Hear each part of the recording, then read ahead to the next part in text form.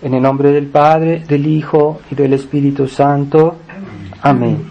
Ave María Purísima, sin pecado concebida. Estimados fieles, estimados hermanos, hemos escuchado este Evangelio sobre la transfiguración de nuestro Señor, que es un pasaje muy bello del Evangelio, y que nuestro Señor quiso hacer este milagro en un monte, como muchas cosas las hizo en una montaña en su vida. Muchos hechos importantes que Dios hizo se hicieron en una montaña, por ejemplo en el monte Sinaí, el monte Tabor, o el monte el Calvario, o bien también la multiplicación de los panes, el sermón de la montaña. ¿Por qué Dios escoge siempre un lugar elevado para dar sus gracias? Pues para hacernos comprender que las cosas buenas cuestan, porque para subir a una montaña hay que hacer un esfuerzo, y que en una montaña uno está más cerca de Dios. Y esa es la idea justamente de Cuaresma. Cuaresma es un esfuerzo que hacemos para mejorarnos, para alejarnos de la parte baja, donde están las pasiones, donde está el mundo, donde está el desorden, y tratamos de alejarnos del mundo y subir esta montaña del tiempo de Cuaresma para acercarnos a Dios y al mismo tiempo purificarnos de aquello que es rastrero, de aquello que es bajo, para acercarnos más a Dios. Pero ese esfuerzo de acercarnos a lo alto, es decir, hacia Dios, implica siempre pues una renuncia de las cosas terrenas, un esfuerzo constante. Las cosas buenas cuestan, y eso lo comprenden todos, hasta en las cosas materiales, a las cosas temporales. Si alguien quiere hacer algo bien, tiene que trabajar, tiene que esforzarse. Si uno quiere, pues una persona quiere llegar a tener una profesión, pues tiene que estudiar, tiene que dedicarse al estudio, eso cuesta tiempo y trabajo. Y así, si alguien quiere ganar su vida, quiere hacer una vida mejor, pues tiene que trabajar. Eso humanamente hablando se comprende, ¿verdad? Pero también en las cosas espirituales se necesita un esfuerzo. No basta darle a Dios un poquito de nuestro tiempo, de nuestra vida. Tratemos de ser generosos y purificar nuestra vida, pero algo que hay que purificar particularmente es nuestra intención. Es lo que se llama la rectitud de intención. Es que nuestra intención es recta, aun si a veces hacemos buenas obras, nuestra intención es recta, lo hacemos realmente por amor a Dios, sin vanidad, sin otra pasión que venga a mezclarse en nuestras buenas obras. Y a Dios agradan las almas limpias, las almas rectas, y son aquellas a las cuales Dios da más dones. Y aquí vemos que nuestro Señor, cuando se transfiguró delante de sus apóstoles, no llamó a todos los apóstoles, llamó solo a 3, que fueron testigos de este milagro. Pues fueron los apóstoles más generosos, los que Dios amaba más, porque eran más generosos. San Pedro, San Juan, que el apóstol de la pureza, y Santiago el Mayor, que fue posteriormente apóstol de España. Y que realmente ahí se muestra la generosidad de estos apóstoles que nuestro Señor amó particularmente. Entonces, queremos participar a gracias más grandes de Dios. Tratemos de ser limpios, ser generosos, ser rectos. Y podemos decir que hoy la tradición, son pocos los que están en la tradición. ¿Por qué? Porque son aquellas personas que buscan algo más auténtico. No queremos hacer como todo el mundo hace, no queremos conformarnos a la moda que está desviada, no queremos hacer las cosas según el gusto del mundo, que hoy sabemos cuál es. Y por eso Dios nos reserva gracias especiales, ¿sí? Realmente tener la misa tradicional, tener la doctrina de la Iglesia en su integralidad, es una gran gracia. Espero que sepamos apreciarla y vivirla, practicarla, y ese don, pues Dios lo reserva a aquellos que buscan algo, ¿verdad? Así como aquellos que siguieron a nuestro Señor y que escucharon a nuestro Señor en la montaña, pues sí, se fueron siguiendo a nuestro Señor sin prever que tenían que comer, y llegaron a ese momento que nuestro Señor no solo les dio el pan de la doctrina, sino también del cuerpo, ¿verdad? Y fue el día que también multiplicó el pan. Entonces, esta pureza de intención es muy importante para progresar en la vida cristiana. No solo limpiarnos, purificarnos de esos defectos groseros, de esos pecados mortales, de esos pecados que ofenden mucho a Dios, sino también de esos pequeños defectos que desagradan a Dios, aunque sean pecados veniales, de purificar nuestra intención, purificar nuestra rectitud. Y eso agrada más a Dios, esas almas, no solo que dicen, no, yo quiero evitar los pecados grandes, ¿verdad? Yo no quiero al infierno.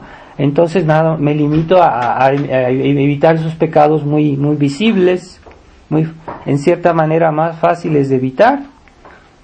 Pero Dios ama especialmente a aquellas almas que tienen esa delicadeza de evitar también el pecado venial, también los pecaditos, también las imperfecciones, y Dios les reserva una gracia especial a esas almas generosas. ¿Por qué? Porque no es solo el hecho de decir que puedan evitar el infierno, sino que Dios les da la gracia de la transfiguración. Es un conocimiento más elevado de Dios, y ese conocimiento que Dios lo reservó a almas muy generosas, ¿verdad? Como la Virgen María, como San Juan Bautista, como San José, como a los apóstoles, ciertos apóstoles, esa transfiguración, porque en ellos había una particular deseo de servir a Dios, no solo un deseo general, así como ambiguo, como poco entero, ¿verdad? Falta de interés total. Y esa pureza de intención, particular pureza de intención, Dios les dio un don especial, y que fue el don de poder estar presentes y ver su transfiguración. Y esas almas que son no solo buenos cristianos, sino que son cristianos generosos, cristianos que quieren ir más allá que una vida cristiana ordinaria. Entonces Dios les da un conocimiento especial de Él. Dios se da generosamente a aquellos que se dan generosamente, y nuestra generosidad nunca se puede comparar con la generosidad de Dios, porque Dios no se deja ganar en generosidad. Así que más damos a Dios, más Él da de una manera sobreabundante. Ese es el don de Dios, el don el espiritual, el conocimiento especial de su divinidad. Y a eso debemos aspirar cuando queremos practicar una rectitud especial en nuestra vida, no solo en el detalle, no solo en general, sino también en el detalle. Seamos exigentes sin ser escrupulosos. Eso hay que evitar, ¿verdad? No caer en una cierta tal vez ese deseo de ser fieles a Dios nos puede desviar también en caer en el escrúpulo, en el fariseísmo. No se trata de eso, no se trata de eso. Por eso tengamos cuidado en todo lo que hacemos.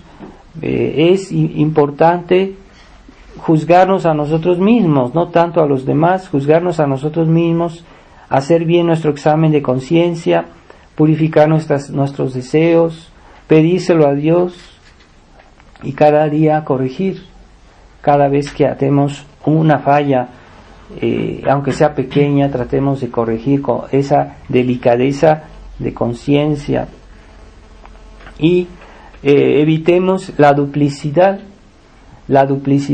que ha perdido a tantos y que en nuestra época la falta de interés ha perdido a muchos. Por eso no se trata de vivir bien con Dios y vivir bien con el mundo al mismo tiempo, o de ser buenos y quedar bien con los hombres. A veces no es posible, y aunque desagrade nuestra interesa, pues debemos seguir y debemos tratar de comprender a Dios más que a nosotros mismos, porque muchas veces nosotros pensamos que hay que hacer las cosas de esta manera o de tal manera, pero es nuestro punto de vista, es lo que nuestro juicio da, lo que nuestro juicio puede alcanzar a decir o a pensar. Tratemos de comprender a Dios, lo que Él quiere, lo que Él piensa realmente, y no hacernos una idea preconcebida de Dios, lo que a nosotros nos parece, lo que nosotros quisiéramos, lo que nosotros pensamos, sino más bien de acercarse a Dios y que Él nos haga comprender lo que es Él, lo que Él quiere, lo que Él desea. Y para tener ese punto de vista divino, pues debemos acercarnos a Dios y que Él mismo nos ayude a comprender, y para eso sirve la oración. Hay una persona que no reza, pues le faltan luces para comprender bien la voluntad de Dios. Una persona que no se acerca a las fuentes de la gracia, a los sacramentos, a la misa, y que asiste como debe ser, no vas a estar ahí, ¿verdad?, presente nada más, sino asistir como debe ser, como Dios lo quiere, y esas disposiciones se van mejorando, y al mismo tiempo Dios nos va manifestando cada vez mejor su voluntad, o el espíritu que anima a su corazón, a su sagrado corazón, y eso se va aprendiendo, se va progresando, y en esta vida, nuestra vida entera no bastará para conformarnos a la voluntad de Dios, no bastará.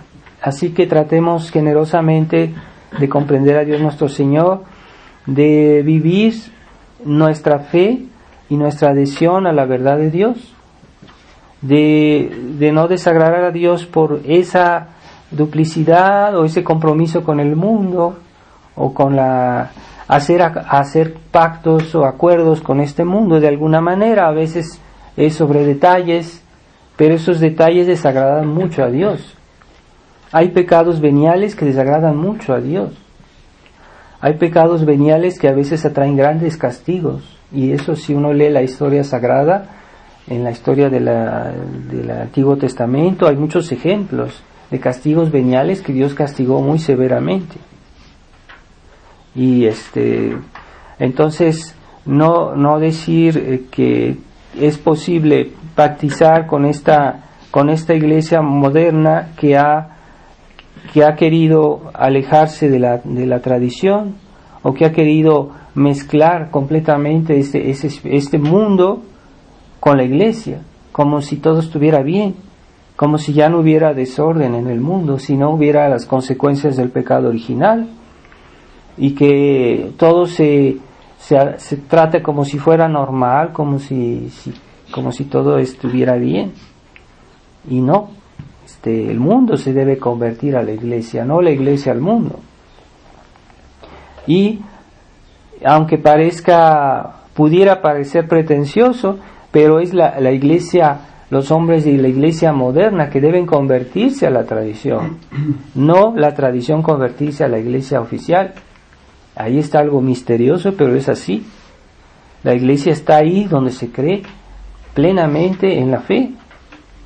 Ahí está la iglesia, más que en una estructura de la iglesia que está como muerta. Y no tengamos complejos porque somos pocos. Lo que cuenta es adherir a los elementos que forman la iglesia, principalmente la fe, y después la conservación de la tradición en su integralidad, y después la proclamación de la verdad sin máscaras, sin disimulaciones, porque eso es lo que nos pide el mundo. Sí, sigan siendo ustedes los mismos, pero no critiquen a los demás, no critiquen a la iglesia moderna, no critiquen al concilio, no critiquen al mundo moderno, no lo critiquen. O sea, traten de ser buenos, pero ustedes en privado.